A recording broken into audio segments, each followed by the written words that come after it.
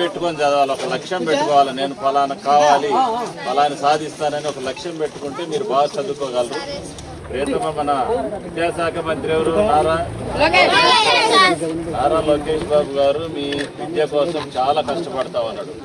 ఇంతకుముందు nutrition food సరిగా లేదు కదా, గవర్నమెంట్ వచ్చినాక ఇప్పుడు సన్న బియ్యం కానీ చిక్కీలు కానీ డే బై డే రాగి జావా ఇవన్నీ ఇస్తున్నాం కదా.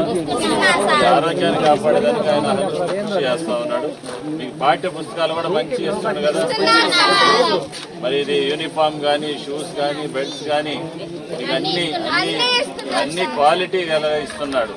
అందుకని ఇంకా మార్పులు జరుగుతున్నాయి. అందుకని ఇప్పుడు గవర్నమెంట్ స్కూల్లో ఇప్పుడు సీట్లు లేవు. ప్రైవేట్ స్కూల్ వాళ్ళందరూ డబ్బులు కట్టే వాళ్ళంతా మళ్ళీ మీ దగ్గరికి వస్తున్నారు. ఎందుకంటే మీకు మంచి వచ్చారు. ఇప్పుడు మన బోర్డులన్నీ మంచిగా మనకి ఎడ్యుకేషన్ ఇస్తున్నారు, మంచి ఫుడ్ పెడతా ఉన్నారు, మంచి డ్రెస్సులు ఇస్తున్నారు, పుస్తకాలు ఇస్తున్నారు. చిన్నపిల్లలు కదా మీరు అందరూ, మీకు కావాల్సిన అయ్యే కదా.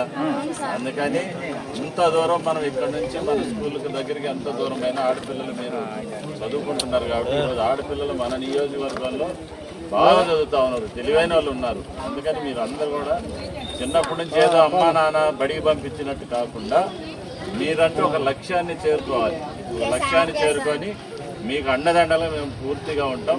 మన ముఖ్యమంత్రి నారా చంద్రబాబు నాయుడు గారు ఉన్నారు, మన భవిష్యత్తును ఆయన తీర్చిదిద్దుతాడని చెప్పేసి మీ అందరూ చెప్తున్నా. Once again very happy friendship day.